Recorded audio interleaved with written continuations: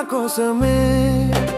పాపాన్ని తొలగించే పరిశుద్ధుడు వచ్చాడు మా కోసమే. చీకటి తొలగించే శ్రీమంతుడు పుట్టాడు మా కోసమే. పాపాన్ని తొలగించే పరిశుద్ధుడు వచ్చాడు మా కోసమే. యేసయ్య పుట్టాడు